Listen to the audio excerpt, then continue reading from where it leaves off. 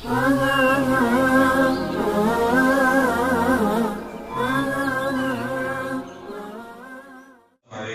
ورحمة الله وبركاته. الحمد لله الذي حبب إلينا الإيمان وزينه في قلوبنا وكره إلينا الكفر والفسوق والعصيان في صدورنا، والصلاة والسلام على رسول رب العالمين وعلى آله وصحبه أجمعين. قال الله تعالى في القرآن العظيم وفي الفرقان المجيد بعد أعوذ بالله من الشيطان الرجيم بسم الله الرحمن الرحيم.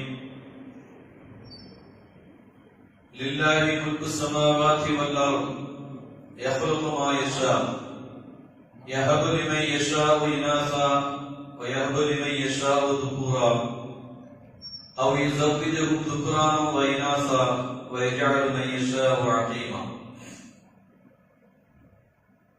وقال أشرف الأنبياء سيدنا محمد صلى الله عليه وسلم: من ولدت له ابنة فلم يئدها ولم يهنها ولم يؤثر ولده عليها أدخله الله بها الجنة، أو كما قال عليه الصلاة والسلام. رب اشرح لي صدري ويسر لي أمري واحلل عقدة من لساني يفقهوا قولي. رب يسر ولا تعسر وتمم بالخير والسعادة آمين. கண்ணியம் நிறைந்த அல்லாஹ்வுடைய நல்லடியார்களே, நெஞ்சம் நிறைந்த தாய்மார்களே, பாக்கியம் நிறைந்த ரமலானின் 18வது தராவீகை நிறைவு செய்துவிட்டு அல்லாஹ்வுடைய அருள் வேண்டி நாம் வீட்டிருக்கிறோம். ரப்புல் ஆலமீன் அல்லாஹ் இன்றைய நன்னாளில் தன்னுடைய நெருக்கமான நல்லடியார்களுக்கு வழங்குகின்ற சகலவிதமான பாக்கியங்களையும் பரக்காத்துகளையும் பெறக்கூடிய மேன்மக்களோடு அல்லாஹ் நம்மையும் நம்மை சார்ந்தவர்களையும் நம்முடைய சந்ததிகளையும் ஆக்கி அருள்வானாக. கண்ணியத்திற்குரிய அருமையான சகோதரர்களே,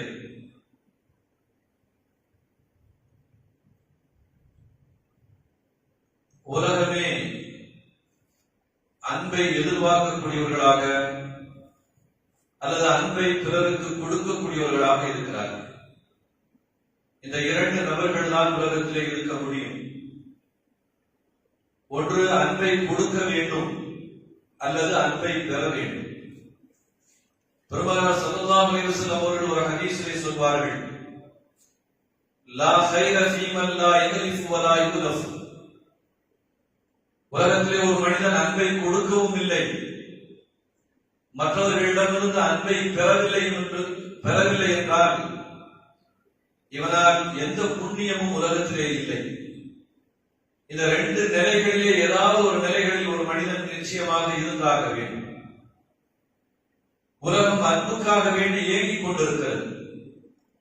எத்தனையோ நபர்களை பார்க்கிறோம், அனாதைகளாக இருக்கிறார்கள், அல்லது பிள்ளைகளை இழந்துவிட்டு பெற்றோர் என்கின்ற நிலைகளை அரவணைப்பதற்கு ஆள் இல்லாமல் பெரியவர்கள் இருக்கிறார்கள்.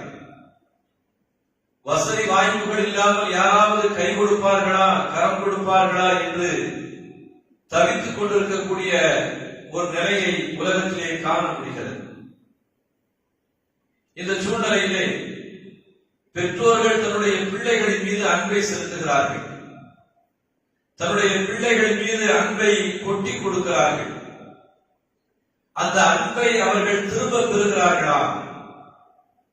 அப்படி அன்பை திரும்ப பெறுகிறார்கள் என்று சொன்னால் யாரிடமிருந்து பெறுகிறார்கள்?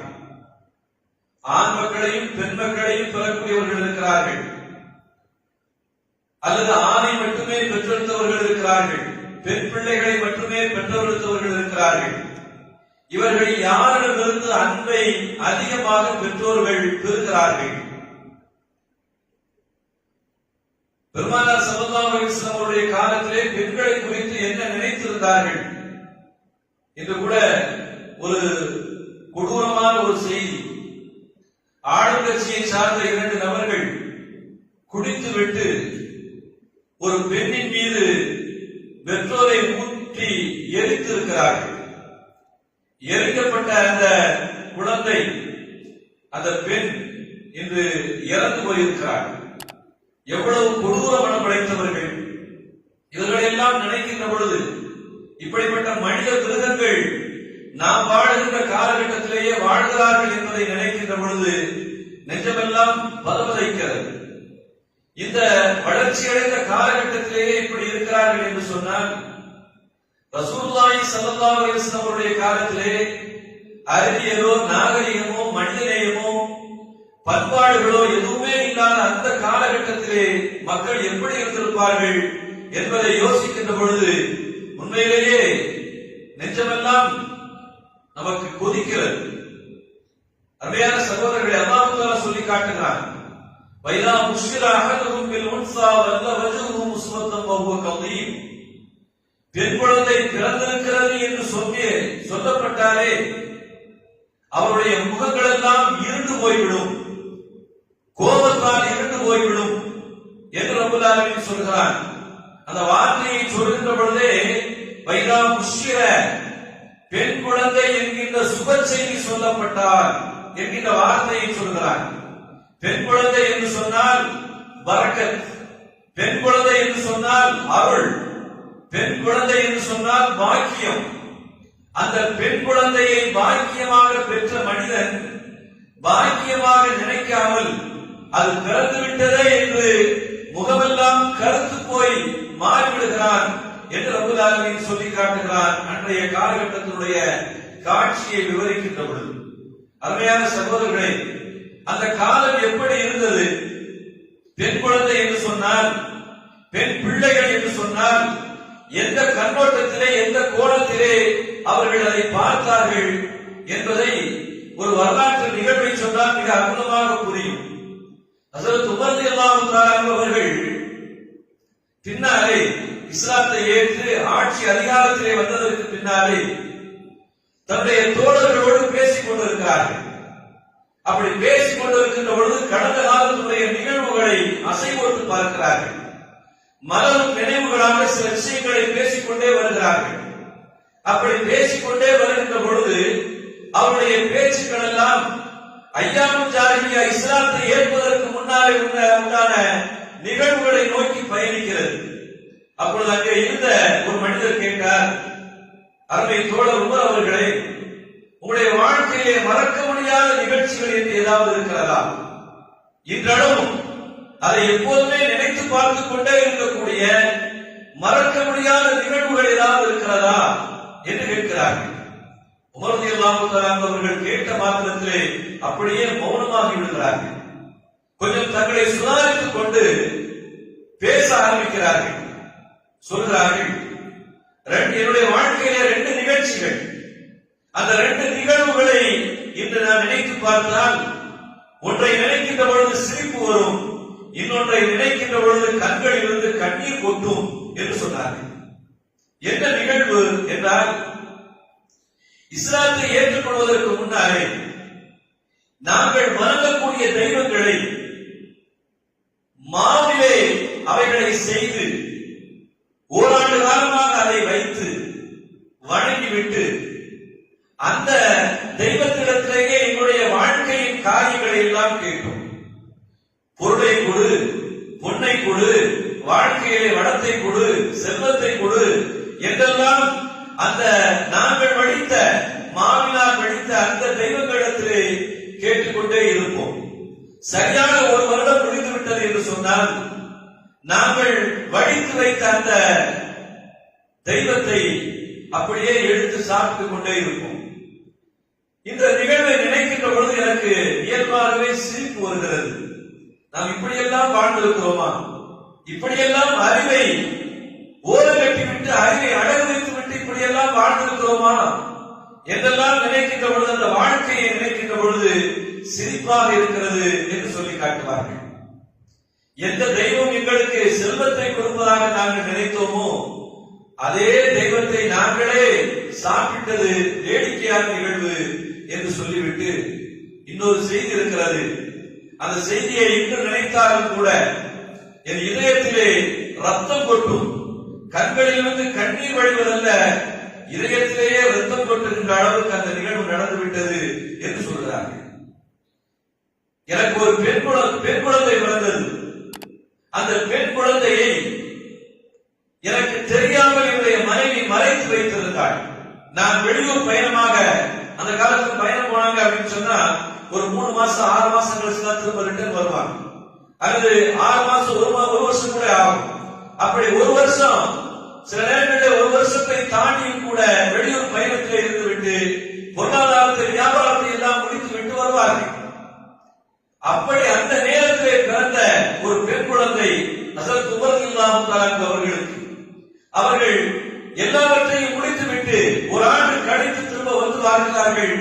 வந்து பார்த்தால் தனக்கு ஒரு மகள் இருக்கிறாள் என்கின்ற அந்த செய்தி அவர்களுக்கு சொல்லப்படுகிறது. எனக்கு உடனே கோபம் வந்துவிட்டது. அரபகத்திலே எந்த குழந்தை பிறந்தாலும், பெண் குழந்தை பிறந்து விட்டால் உடனே புதைக்கின்ற பழக்கம் உண்டு. ஆனால் என்னுடைய குழந்தையை புதைக்காமல் நான் வருகின்ற வரைக்கும் அதை வளர்த்து பாதுகாத்து வந்திருக்கிறார்கள்.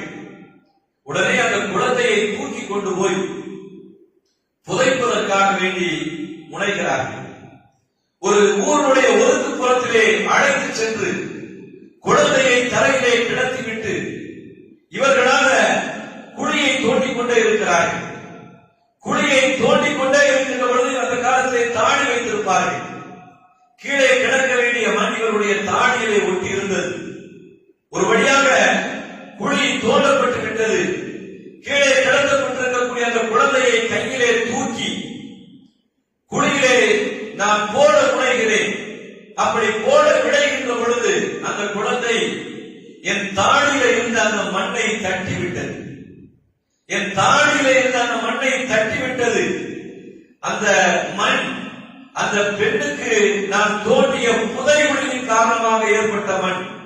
ஆனால் கீழே கிடக்க வேண்டிய அந்த மண் என் தந்தையின் தாடியிலல்லவா இருக்கிறது என்று பாசத்தை வெளிப்படுத்திய அந்த குழந்தை என்னுடைய தாடியில இருந்த மண்ணை தட்டிவிட்டது. ஆனால் கல்லஞ்சக்காரனான நான் அந்த பிள்ளையுடைய அந்த குழந்தையுடைய பாசத்தை கூட விளங்காமல் அந்த குழந்தையை அப்படியே நின்று கொண்டே கீழே போட்டு புதைத்து விட்டேன். இன்று நான் மார்க்கத்தில் இருக்கிறேன், ஹிதாயத்திலே வழிகாட்டுதலிலே இருக்கிறேன். ஆனாலும் கூட அன்று நடந்த அந்த நிகழ்வை ஒவ்வொரு நாளும் நான் நினைத்து பார்த்துக் கொண்டே இருக்கிறேன். நமக்கு பிறந்த குழந்தை நம்மின் மீது இவ்வளவு பாசத்தை வெளிப்படுத்தி தந்தையுடைய தாடியில இருந்த அந்த மண்ணை தட்டிவிட்ட அந்த பாசத்தை கூட உணராமல் அப்படியே போட்டு புதைத்து விட்டேன். இன்றளவு எனக்கு கண்ணீரை வரவழைக்கக்கூடிய, என்னுடைய வாழ்க்கையிலே மிகப்பெரிய கஷ்டத்தை தரக்கூடிய நிகழ்வு அந்த நிகழ்வு என்று சொன்னபோது சபை அப்படியே அமைதியாக இருந்தது. ஹஸரத் உமர் ரலியல்லாஹு தஆலா அவர்கள் அப்படியே சொல்லிக் கொண்டிருக்கின்ற பொழுதே அழுது விட்டார்கள். நினைக்கக்கூடிய அருமையான சகோதரர்களே, அன்றைய காலகட்டம் பெண் குழந்தையை உயிரோடு புதைத்த அந்த காலகட்டத்தை நினைத்து பார்க்கின்ற பொழுது பாசத்தை விளங்காதவர்கள், அன்பை புரியாதவர்கள் அப்படிப்பட்ட ஒரு ஈனமான காரியத்தை அந்த காலத்திலே செய்துவிட்டார்களே என்பதை வரலாற்று நெடுகளையும் பார்க்க முடிகிறது. இன்றைய காலகட்டத்திலேயும் அது போன்ற மிருகங்களை, அது போன்ற மனிதர்களை வளர்ச்சி அடைந்து விட்டதற்கு பின்னாலும் ஈவு இறக்கம் இல்லாமல் அந்த காரியத்தை செய்கிறார்கள் என்று சொன்னால் உண்மையிலேயே வெட்கமாகவும் வேதனையாகவும் இருக்கிறது நமக்கு. அருமையான சகோதரர்களே, பெண் குழந்தை உலகத்திலேயே பாசத்தை அப்படியே திரும்ப நாம் யாரிடமிருந்து பெற முடியும் என்று சொன்னால் நாம் மீட்டெடுத்த பெண் குழந்தை மூலமாகத்தான் அந்த பாசத்தை பெற முடியும். ஆண் இருக்கிறான், ஒரு இமாம் சொல்வார்கள், அது புதுவத்து நியமத்து. ஆண் குழந்தை என்று சொன்னால் இறைவன் நமக்கு கொடுத்த நியமத், இறைவனிடம் நாம் பெற்றிருக்கக்கூடிய ஒரு நியமத், அது ஒரு வாக்கியம்.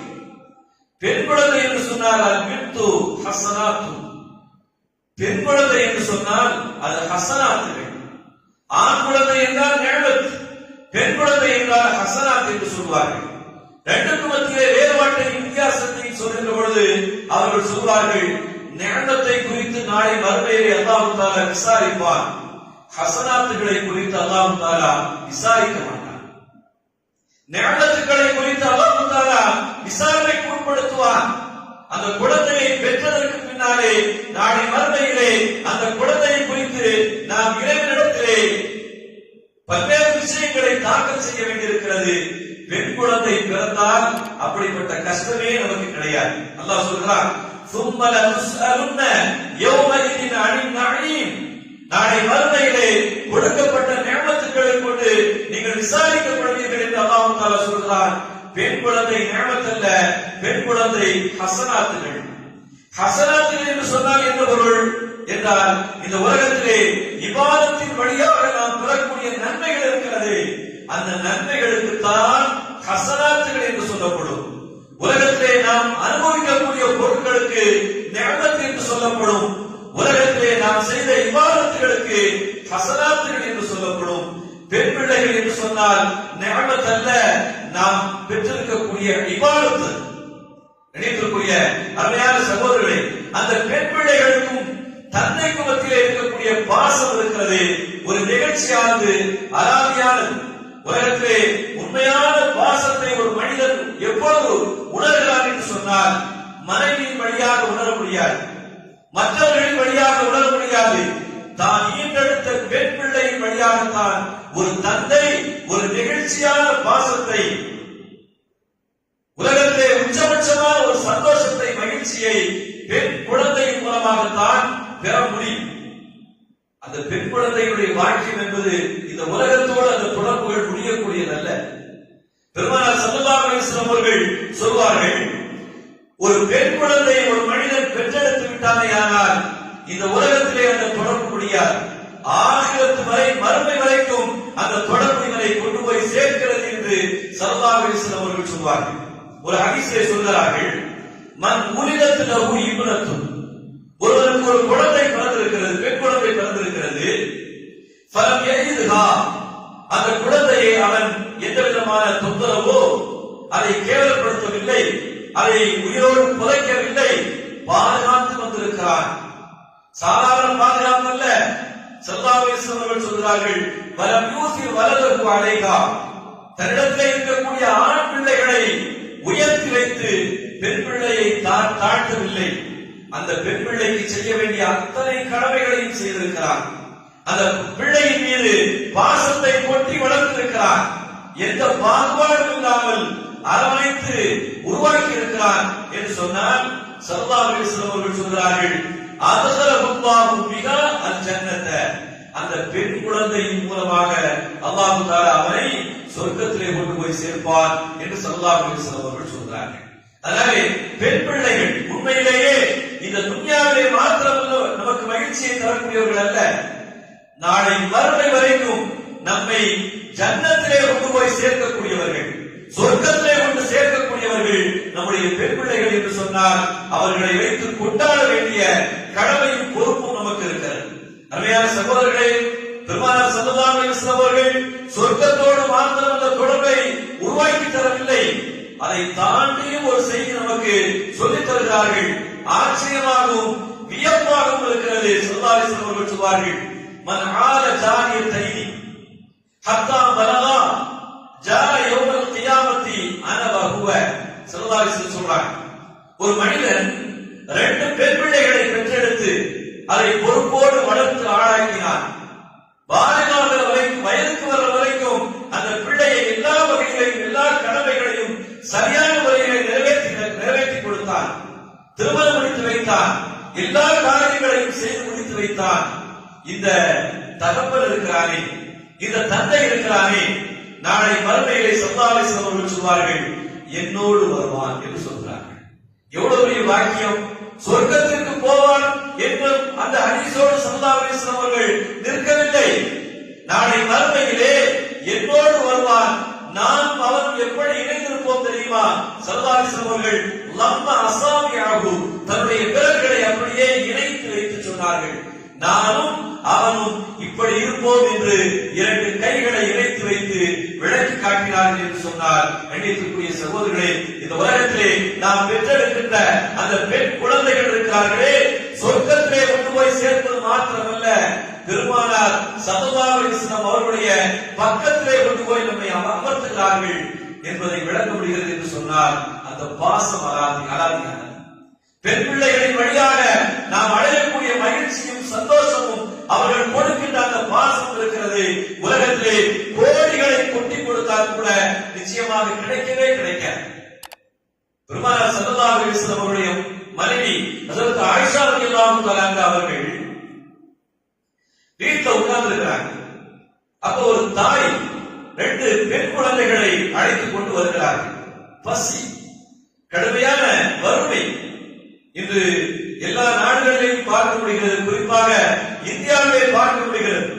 இந்த ஊரடங்குக்கு பின்னாலே மக்கள் பசியால், பட்டினியால், வறுமையால் இறந்து கொண்டிருக்கிறார்கள். பல்வேறு இடங்களிலே தற்கொலை சம்பவங்கள் நடக்கிறது. வறுமை என்று சொன்னால் என்ன என்பதை வெளி உலகத்திற்கு டிஜிட்டல் இந்தியா அடையாளப்படுத்தியிருக்கக்கூடிய அவலங்களை எல்லாம் பார்க்கின்ற பொழுது இப்படிப்பட்ட இந்தியாவிலே தான் நாம் வாழ்ந்து கொண்டிருக்கிறோம். இந்த இந்தியாவை ஆட்சி செய்யக்கூடியவர்கள் இந்த நிலையிலே தான் இந்தியாவை வைத்திருக்கிறார்கள் என்பதை பார்க்க முடிகிறது. கஷ்டமான நேரத்திலே தான் உண்மைகள் வெளிவரும் என்பதை இந்த கொரோனா தொற்று நோய் இந்தியாவுடைய முகத்தை கிழித்து எறிந்திருக்கிறது என்பதிலே எந்த மாற்று கருத்தும் இல்லை. அந்த அளவுக்கு ஒரு பெரிய இயலாமையை, வறுமையை மக்கள் சந்திக்கக்கூடிய அவல நிலைக்கு தள்ளப்பட்டிருக்கிறார்கள். புலம்பெயர்ந்து செல்கிறார்கள், வெவ்வேறு மாநிலங்களுக்கு ஓடுகிறார்கள். சாப்பாட்டுக்கு வழி இல்லை. 45 நாட்கள் கழித்து விட்டார்கள். இனி ஒரு நிமிடம் கூட கழிப்பதற்கு வழி இல்லை. கிடைத்ததை கொண்டு சைக்கிளிலே ஓடி சாகிறான், நடந்து சென்று மரணத்தை தழுவுகிறான். இனிமேல் கொரோனா நோயால் இந்த சமூகம் சாகும் என்பதை விட வறுமையால், பட்டினியால், பசியால் பல்வேறு மரணங்களை சந்திக்க வேண்டிய சூழ்நிலையிலே இந்தியா தள்ளப்பட்டிருக்கிறது. பல்வேறு மரணங்கள் மறைக்கப்படுகிறது. நாம் பார்க்கிறோம். அந்த தாய் ஹஜ்ரத் ஆயிஷா ரலியல்லாஹு தஆலா வீட்டுக்கு வராங்க. அப்படி வருகின்ற பொழுது ஏதாவது சாப்பாடு இருக்கான்னு கேட்கிறாங்க. ஒண்ணுமே இல்லை ஆயிஷா இடத்துல. அவங்க வீட்டுல இருந்த ஒரு 3 பேரிச்சம்பழம் மாத்திரம் அதை அப்படியே எடுத்து என்ன செய்யறாங்க, கொடுக்குறாங்க. அந்த 3 பேரிச்சம்பழத்துல ஒவ்வொரு பேரிச்சம்பழத்தையும் 3 பேர் வச்சுக்கிறாங்க. 2 குழந்தை இடத்துல 2 பேரிச்சம்பழம், தனக்கு ஒரு பேரிச்சம்பழம். அந்த 2 குழந்தைகளும் பேரிச்சம்பழத்தை வாங்கிய மாத்திரத்திலே அப்படியே பசியின் கொடுமையால் எடுத்து உடனே சாப்பிடுறாங்க.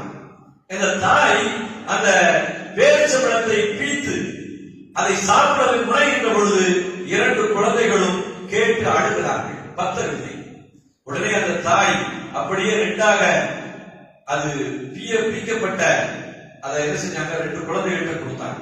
ஆயிஷா ரலியல்லாஹு தஆலா பார்த்துக்கிட்டே இருக்கிறாங்க. பார்த்துக்கிட்டு ரொம்ப ஆச்சரியமா இருக்கு. அருமை, கடுமையான கஷ்டம். அந்த தாய் எவ்வளவு பசியோடு இருப்பாள். குழந்தைகள் கேட்ட மாத்திரத்திலேயே தன்னுடைய பசியை மறந்து உடனே அந்த பேரிச்சம்பழத்தை பிரித்து கொடுத்தார்கள். ரசூலுல்லாஹி ஸல்லல்லாஹு அலைஹி வஸல்லம் வந்தாங்க. அவங்க பேசிட்டே இருக்கும் போது இந்த நிகழ்வு சொல்றாங்க. யா ரசூலுல்லாஹ், இன்னைக்கு காலையில் இப்படி ஒரு நிகழ்வு நடந்துச்சு, எனக்கு ஆச்சரியமா இருக்கு. ஒரு தாய் தன்னுடைய பிள்ளையின் மீது இவ்வளவு அளவுள்ள பாசத்தை கொடுப்பாளா, எனக்கு ஆச்சரியமாக இருக்கிறது என்று சொல்லுகின்ற பொழுது பெருமானார் ஸல்லல்லாஹு அலைஹி வஸல்லம் அவர்கள் அற்புதமாக ஒரு செய்தியை சொன்னார்கள். மன் உபுத்துலிய மின் ஹாதிஹில் பனாத், ஒரு மனிதன் இது போன்ற பெண் பிள்ளைகளை பெற்றெடுத்திருக்கிறான். ஏதோ ஒரு காரணத்தினாலே அவனுக்கு வறுமை ஏற்படுகிறது, கஷ்டம் ஏற்படுகிறது. ஆனாலும் கூட அந்த பெண் பிள்ளைகளை அப்படியே அவன் அனாதையாக விட்டுவிடவில்லை. வறுமையிலேயும், பசியிலேயும், கஷ்டத்திலேயும் தன்னோடு அனைத்து அந்த குழந்தையை அரவணைத்து வாழ்ந்து கொண்டே வருகிறான் என்று சொன்னால் பெருமானார் ஸல்லல்லாஹு அலைஹி வஸல்லம் அவர்கள் சொல்கிறார்கள், குன்ன லஹு சத்ரம் மினன்னார் வஜபத் லஹுல் ஜன்னah. அந்த கஷ்டமான நேரத்திலேயும் பெண் பிள்ளைகளுக்கு ஒழுக்கத்தையும் அரவணைப்பையும் கொடுத்து வளர்க்கிற அந்த தாயோ அல்லது அந்த தந்தையோ நாளை மறுமையிலே நரகத்திலிருந்து பாதுகாக்கப்படுகிறான். இந்த குழந்தை, இந்த பெண் பிள்ளை நரகத்திற்கு போக விடாமல் தடுப்பாள், மாத்திரமல்ல சொர்க்கத்திலே கொண்டு போய் சேர்ப்பாள் என்று ஸல்லல்லாஹு அலைஹி வஸல்லம் அவர்கள் ஆயிஷா ரலியல்லாஹு தஆலா அவர்களிடத்திலே சொன்னார்கள். கண்ணியத்திற்குரிய அருமையான சகோதரர்கள், வாழ்க்கையிலே உண்மையான அன்பை, தூய்மையான அன்பை, எந்த விதமான கலப்படமும் இல்லாத அன்பை ஒரு மனிதன் பெற முடியும் என்று சொன்னால் அது தான் ஈன்றெடுத்த பெண் பிள்ளைகளின் வழியாக மாத்திரம்தான் அதை நிச்சயமாக பெற முடியும். அல்லாஹ் தஆலா பெண் குழந்தைகளை குறித்து சொல்கின்ற பொழுது அற்புதமான ஒரு வாசகம் சொல்வான். இந்த உலகத்திலே பல நபர்களுக்கு பல விஷயங்களை கலந்து கொடுக்கிறோம். ஆணை பெண்ணை கொடுக்கிறோம், ஆணையும் பெண்ணையும் கலந்து கொடுக்கிறோம். அந்த வாக்கியம் இல்லாமல் ஆக்கி விடுகிறோம் என்று ரப்பல் ஆலமீன் அந்த குழந்தை சம்பந்தமான விஷயங்களை சொல்லிக் கொண்டே வருகிறான். அப்படி சொல்லிக் கொண்டு வருகின்ற பொழுது முதல் வார்த்தையாக இதை பயன்படுத்துகிறான் என்று சொன்னார். யஹபு லிமன் யஷாஉ இனாஸா, அல்லாஹ் நாடியவர்களுக்கு பெண் பிள்ளைகளை அன்பளிப்பாக கொடுக்கிறான் என்று சொல்லி காட்டுகிறார்.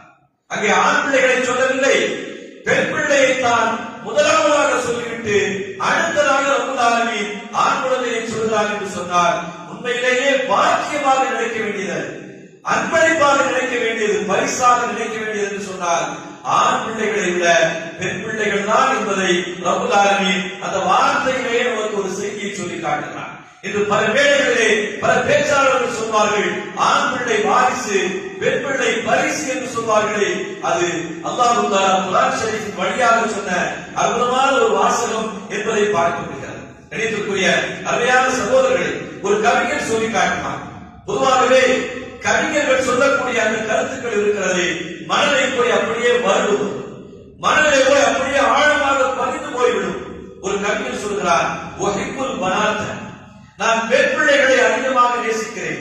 எனக்கு ஆண் பிள்ளைகள் உண்டு, ஆனாலும் கூட பெண் பிள்ளைகளை நான் அதிகமாக நேசிக்கிறேன். ஃபஹுப்புல் பனாத்தி, அவன் தன்னுடைய நிலையை குறித்து மாத்திரம் சொல்லவில்லை, உலகத்திற்கு ஒரு உபதேசத்தையும் சேர்த்தே சொல்கிறான். இந்த உலகத்திலே எவன் கண்ணியமானவனாக இருக்கிறானோ, சங்கையானவனாக யார் இருக்கிறானோ, மரியாதையோடு வாழ வேண்டும் என்று எவன் நினைக்கிறானோ, அவன் தன்னுடைய பெண் பிள்ளைகளை நேசிப்பது அவனுக்கு கடமை என்று உலகத்திற்கு ஒரு உபதேசத்தையும் சேர்த்தே சொல்கிறான். சொல்லிவிட்டு குர்ஆன் ஷரீஃபுடைய ஒரு விஷயத்தை உதாரணமாக எடுத்து சொல்கிறான். லிஅன்ன ஷுஐபன் லிஅஜலில் மனாதி அஹ்தமஹுல்லாஹு மூஸா கலீமா. ஷுஐப் அலைஹிஸ்ஸலாம் என்று ஒரு நபி உண்டு. அந்த நபிக்கு 2 பெண் மக்கள் இருந்தார்கள். அந்த பெண் மக்கள் ஒருவரை திருமணம் முடிக்க வேண்டும் என்று மூஸா அலைஹிஸ்ஸலாம் அவர்கள் விரும்பினார்கள். அப்படி மூஸா அலைஹிஸ்ஸலாம் அவர்கள் விரும்புகின்ற பொழுது ஷுஐப் அலைஹிஸ்ஸலாம் அவர்கள் சொன்னார்கள், நான் திருமணம் முடித்துக் கொடுப்பதற்கு தயாராக இருக்கிறேன், ஆனால் 10 ஆண்டு காலம் என்னுடைய வீட்டிலே நீ பணிபுரிய வேண்டும் என்று சொன்னார்கள். மூஸா அலைஹிஸ்ஸலாம் அவர்கள் அல்லாஹ்வுடைய தூதர், கலீமுல்லாஹ் என்கிற பெயரை பெற்றவர், அல்லாஹ்வுடைய ரசூல். அந்த பெண் பிள்ளைக்காக வேண்டி 10 ஆண்டு காலம் பணிவிடை செய்தார்கள் என்பதை பார்க்க முடிகிறது. ஒரு நபி ஒரு ஒழுக்கமான பெண்ணை வாழ்க்கையிலே மனைவியாக ஏற்றுக்கொள்ள வேண்டும் என்பதற்காக வேண்டி 10 ஆண்டு காலம் மகனுக்காக வேண்டி பணிவிடை செய்தார்கள் என்கிற வரலாற்றை ரப்பல் ஆலமீன் குர்ஆன் ஷரீஃபிலேயே பதிவு செய்திருக்கிறார். அந்த கவிஞர் சொல்கிறார், பெண் பிள்ளையை பெற்ற காரணத்தினாலே ஒரு நபியை தனக்குண்டான பணியாளராக ஆக்கி வைத்திருக்கிறார் என்று சொன்னால், அதனால் நான் பெண் பிள்ளைகளை அதிகம் நேசிக்கிறேன் என்று சொன்னார். உலகத்திலே நல்லவர்கள் நம்மை மதிப்பார்கள், நல்லவர்கள் நமக்கு கண்ணியத்தை கொடுப்பார்கள், நம்முடைய நிலை கண்டு நல்லவர்கள் இறங்கி வருவார்கள் என்பதை இந்த வரலாறு சொல்லி காட்டுகிறது. அதனாலே பெண் பிள்ளைகளை நான் அதிகம் நேசிக்கிறேன் என்று அந்த கவிஞர் சொல்லக்கூடிய ஒரு செய்தியை பார்க்க முடிகிறது. கணியத்துக்குரிய அருமையான சகோதரர்களே, நெஞ்சம் நிறைந்த தாய்மார்கள், பெருமானார் ஸல்லல்லாஹு அலைஹி வஸல்லம் அவர்கள் வாழ்க்கையிலே பெண் பிள்ளைகள் என்று சொன்னாலே அளவுக்கு அதிகமான சந்தோஷத்தை வெளிப்படுத்துவார்கள். ஃபாத்திமா ரலியல்லாஹு தஆலா வீட்டுக்கு வந்தாங்கன்னு சொன்னா நம்ம எல்லாம் என்ன செய்வோம், வந்தாங்க மாமா எப்போ வந்த என்ன அப்படின்னு அப்படி ஒரு விசாரிப்பு இருக்கும். பெருமானார் ஸல்லல்லாஹு அலைஹி வஸல்லம் அவர்கள் விசாரிப்பதல்ல, அந்த வார்த்தையை ஹதீஸிலே பார்க்கின்ற பொழுது எவ்வளவு ஆனந்தத்தோடு எவ்வளவு மகிழ்ச்சியோடு வரவேற்றார்கள் என்பதை பார்க்க முடிகிறது.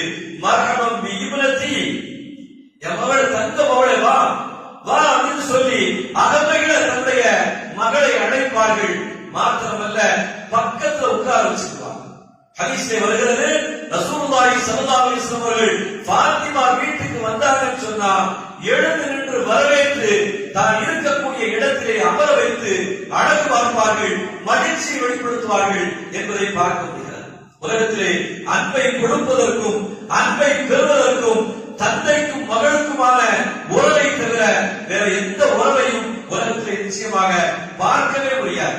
அந்த அளவுக்கு ஒரு உளப்பூர்வமான ஒரு ஆத்மார்த்தமான அன்பை தரக்கூடிய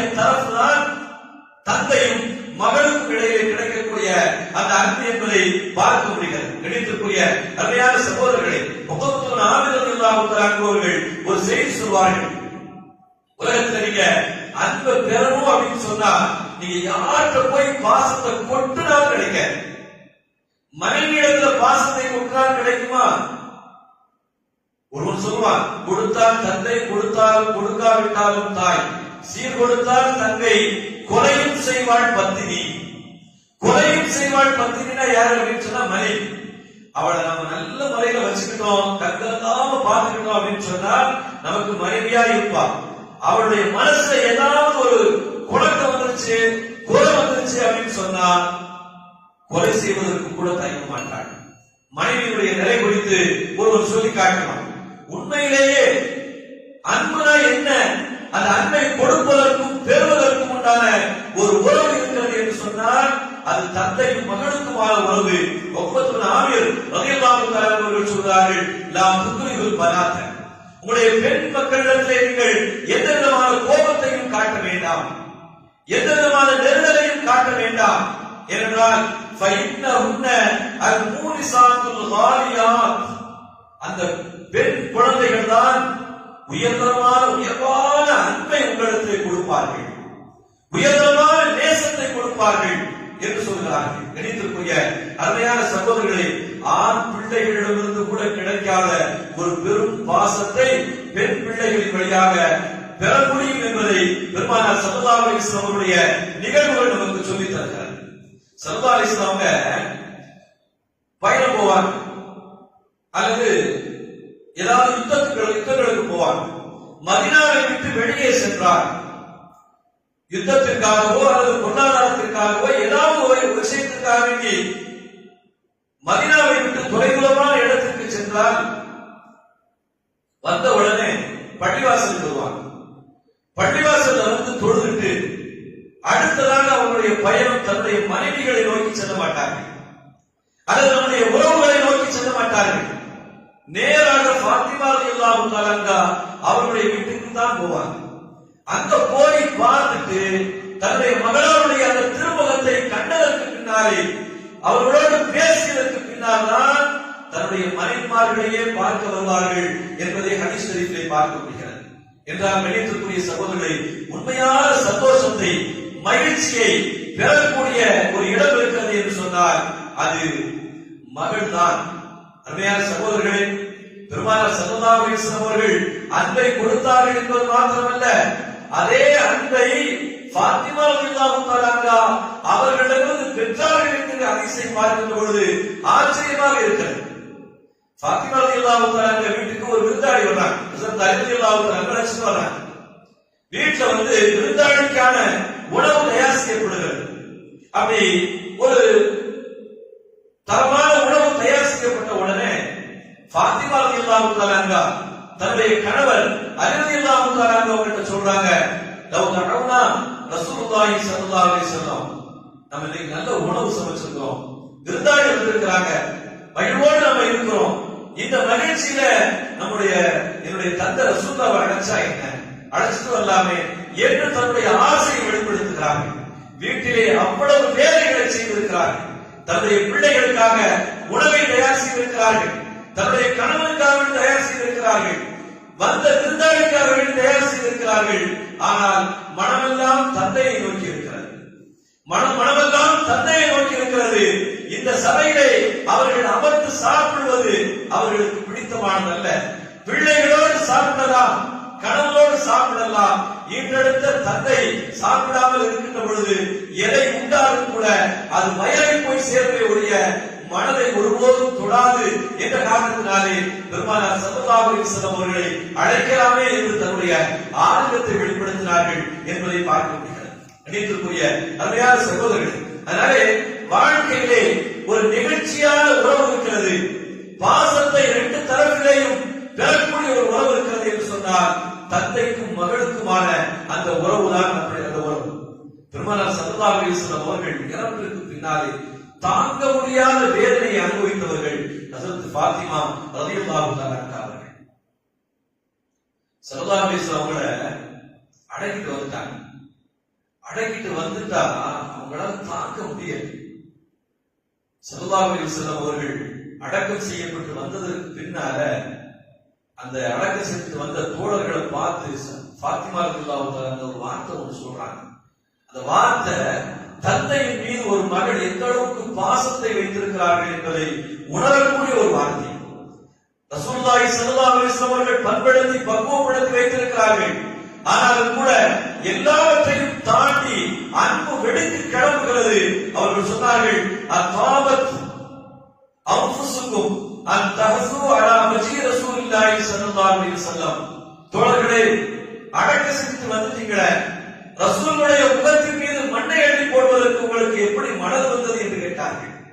எந்த அளவுக்கு வேதனைப்பட்டிருப்பார்கள். அவருடைய அந்த பாசத்தை